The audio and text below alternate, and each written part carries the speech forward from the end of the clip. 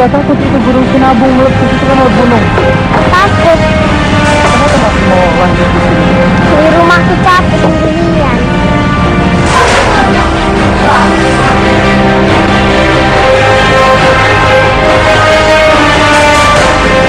Seperti kayak gini semua sakit-sakit, kami orang tua kayak mana kami buat, dari ladang pun nggak ada, ya kayak ginilah kami tahankan di sini bang. Makan apa adanya, tidur, walaupun pikiran kita kemana.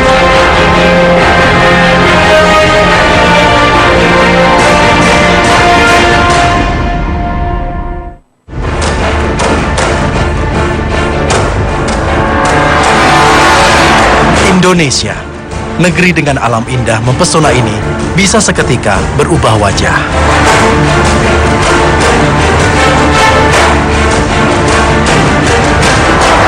Terletak di atas lingkaran cincin api vulkanis dunia, mengharuskan warga negeri ini selalu waspada, karena gunung berapi bisa meletus kapan saja.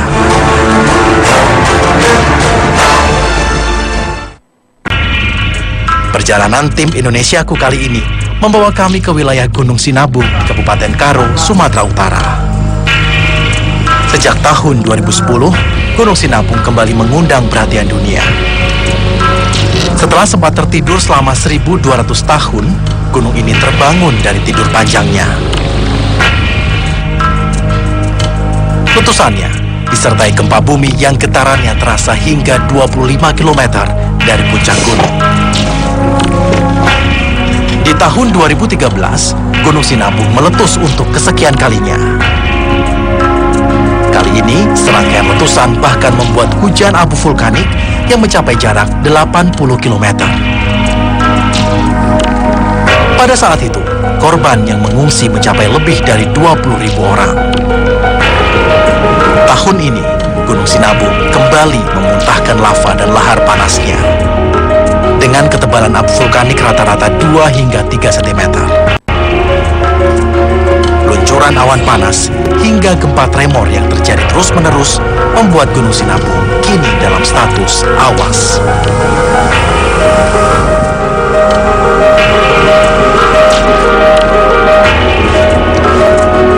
Letusan Gunung Sinabung pada tahun 2010 lalu masih menyisakan luka yang mendalam bagi banyak warga di sini.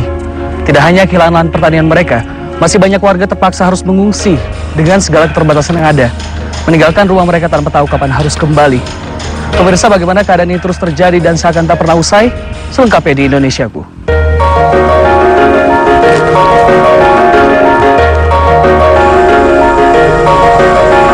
Gunung Sinabung adalah satu-satunya gunung api aktif di Indonesia yang tidak mempunyai catatan sejarah ledakan. Sehingga tidak hanya warga setempat, lembaga pemerintah terkait seperti Dinas Vulkanologi tak memiliki cukup data riwayat detail letusan Gunung Sinabung. Ya, Gunung Sinabung ini adalah salah satu gunung api di Indonesia yang tahun ini adalah salah satu gunung api yang teraktif di Indonesia dengan fase erupsi yang masih cukup lama, dan kita sampai saat ini belum tahu kapan akan berhentinya. Akibat minimnya informasi tentang kondisi gunung, menjadikan pengungsi Gunung Sinabung seakan terbelenggu untuk melanjutkan hidup mereka. Ketidakpastian status gunung membuat mereka tak bisa menentukan pilihan kembali ke rumah mereka, tetap berada dalam pengungsian atau pindah ke daerah lain. Tak bisa terus tinggal dan diam, mereka harus bekerja untuk bertahan hidup. Desa Parbaji menjadi tujuan para pengungsi untuk mencari nafkah menjadi penambang batu. Kawasan ini sebenarnya adalah kawasan terlarang karena berada tepat di bawah kaki Gunung Sinabung, sekitar 2 atau 3 km dari kaki Gunung Sinabung. Pemerintah daerah sebenarnya sudah melarang memasuki zona merah, yaitu radius 7 km dari puncak gunung. Namun lagi-lagi, nasib yang tak kunjung membaik di pengungsian membuat mereka terpaksa harus memilih pekerjaan ini. Erupsi Sinabung yang terus berlangsung ada kalanya menjadi berkah bagi warga. Letusan gunung menyisakan material-material yang bisa dijual ke kota. Marianto Tarigan, pria yang sudah setengah abad ini, terpaksa harus memilih menjadi penambang batu. Kehidupannya makin tak menentu manakala lahan perkebunan dan rumahnya hancur tak tersisa karena letusan gunung.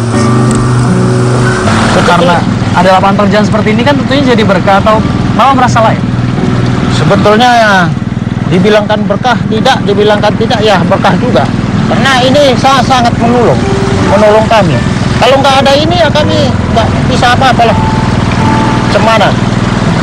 Ke sana pun kemari nggak bisa. Ya. Terpaksa lah kami bekerja. Marianto mengaku sudah pasrah dengan keadaan ini. Mengangkat palu seberat 8 kg setiap harinya tidak membuat dirinya menyerah menghadapi nasibnya kini. Dari kerja berbahaya ini, terkadang Marianto bisa mengumpulkan Rp50.000 sehari.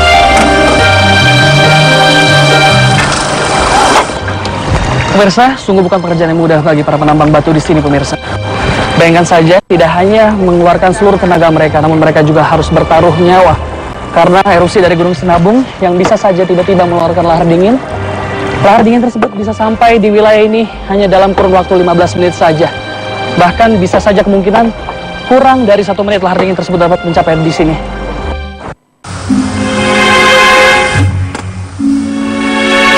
Tak hanya orang seumuran Marianto yang bekerja di sini, kerap kali anak-anak pun terpaksa harus membantu orang tua mereka mencari nafkah. Banyak anak-anak korban Sinabung ditinggalkan di pengungsian karena orang tuanya mencari nafkah di luar. Berbeda dengan Novi, murid kelas 3 sekolah dasar ini lebih memilih ikut membantu orang tuanya mencari uang. Sudah sejak mengungsi 2 tahun lalu, selesai pulang sekolah atau setiap liburan sekolah, dirinya selalu membantu orang tuanya. Alasannya sangat sederhana. Uang hasil jerih payahnya bisa untuk membeli kebutuhan sekolah. Terus berarti nggak takut itu Gunung Sinabung meletus itu karena gunung? Takut. Kenapa masih mau lanjut di sini? Di rumahku capek sendirian.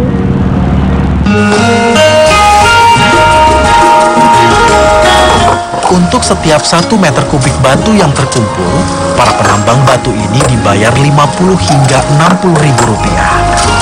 Makin banyak kubik batu yang mereka kumpulkan, maka makin besar pula uang yang mereka dapatkan. Karenanya, tak ada istilah malas di sini. Kerja keras atau tak ada uang untuk nafkah keluarga.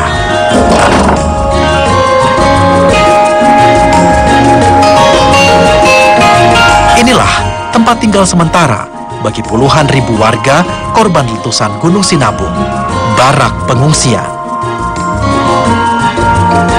10 titik posko pengungsian ini menjadi tempat menunggu kejelasan nasib para korban. Berbagai bantuan mulai berkurang, tak sebanyak 2 tahun lalu. Pengungsian di Komplek Korpri, Desa Guru Singa ini salah satunya. Pengungsian ini menampung 296 kepala keluarga.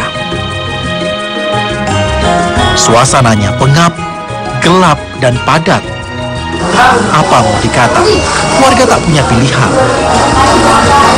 Sungguh prihatin, manakala melihat anak-anak dan para perempuan tak memiliki kain selimut.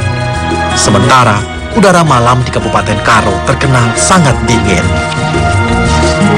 Kehadiran bayi-bayi yang baru lahir makin menambah haru suasana pengungsian ini. Bayi ini misalnya, umurnya masih 5 bulan, namun terpaksa harus makan dan minum seadanya. Bantuan susu bayi yang hanya sesekali datang membuat orang tuanya hanya bisa memberi makanan seadanya. Jadi memang pemirsa, untuk kebutuhan bayi di sini di posko pengungsian sangatlah kurang, baik dari makanan maupun minumannya. Biasanya kalau makanan, para ibu-ibu di sini menyiasati agar lebih murah, yaitu dengan menggunakan beras merah yang sudah digiling seperti ini. Dan juga untuk mengganti susu, biasanya ibu-ibu di sini menggunakan air putih dicampur dengan gula merah dan menjadi seperti ini untuk susu para bayi mereka. Dan tentunya kalau keadaan ini terus berlangsung lebih lama lagi, para bayi di sini terancam kekurangan gizi.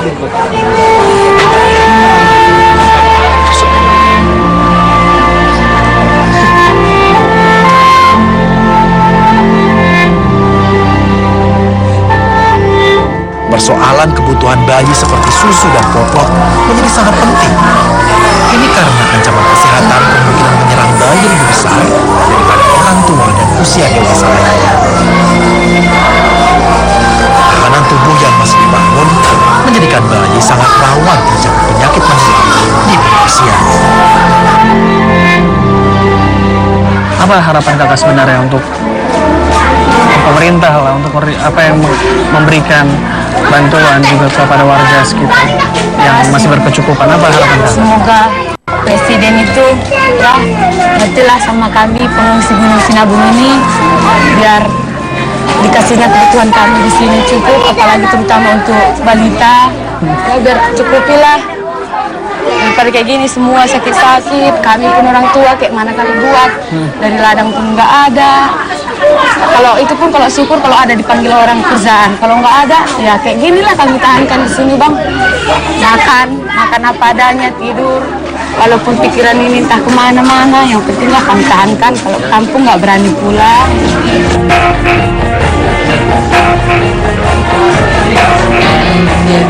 Para petugas kesehatan seakan tak henti-hentinya menyediakan dan mengajukan permintaan bantuan kepada pemerintah. Namun kenyataannya masih saja kurang, karena cukup memenuhi kebutuhan seluruh korban di pengungsian ini. Tapi kalau kakak lihat suasana seperti ini sudah cukup kan untuk memenuhi kebutuhan bayi agar tetap tumbuh sehat seperti itu? Kebutuhannya belum lah, masih kurang. Kami memintakan agar ada yang datang untuk menyumbang kepada bayi-bayi kami yang ada di posko ini.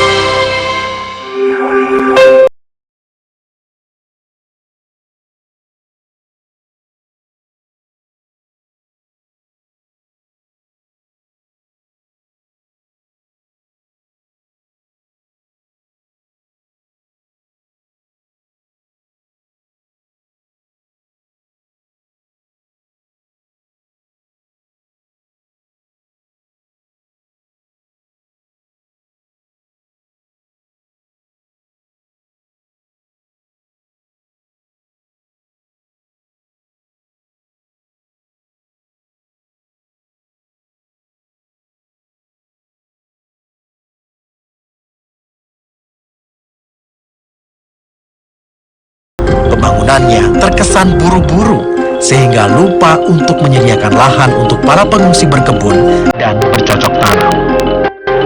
Selain itu, warga juga kesulitan untuk membeli kebutuhan pokok. Pasalnya, hutan Siosar cukup jauh dari pasar desa atau kecamatan.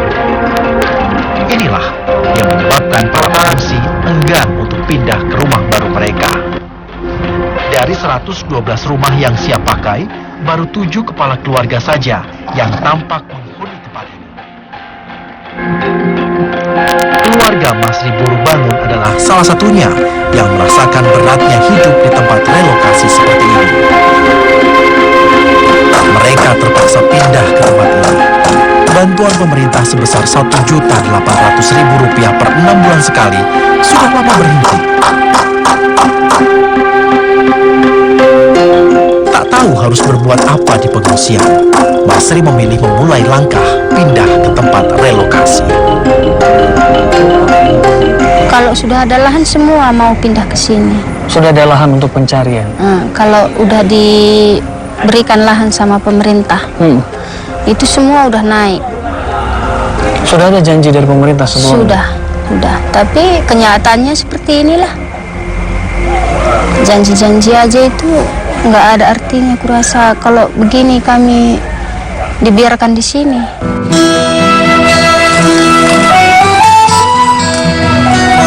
Karena dinginnya udara di hutan pada malam hari, Masri yang ditinggal suaminya bertani di luar hutan terpaksa harus mengambil kayu bersama anak-anaknya. Kayu-kayu sisa ini selain digunakan sebagai kayu bakar, juga dipakai untuk membuat ruangan baru di rumahnya. Maklum saja, rumah yang dibangun oleh pemerintah ini hanya memiliki 1 kamar saja. Sungguh, sebuah awal kehidupan yang tidak mudah. Kami pun di sini janganlah sudah dikasih rumah, tandanya tugas dia udah selesai. Tolong perhatikan kami yang sudah direlokasi ke sini. Itu perhatikanlah, kami bilang sama bapak-bapak yang di atas agar dia bisa memperhatikan dan memperdulikan kami. Namun apa mau dikata, pilihan ini dirasa Masri lebih baik daripada menunggu sesuatu yang tidak jelas di pengungsian. Pengungsi yang ditempatkan di kawasan hutan, akhirnya masyarakat itu bertumbuh populasinya, sehingga kawasan hutan di sekitar tidak bisa dikendalikan, terjadi perambahan. Nah ini akhirnya menjadi banyak konflik sosial di sana, baik konflik tanah, konflik penguasaan sumber daya alam, gitu. Ini harusnya diantisipasi dari awal oleh pemerintah.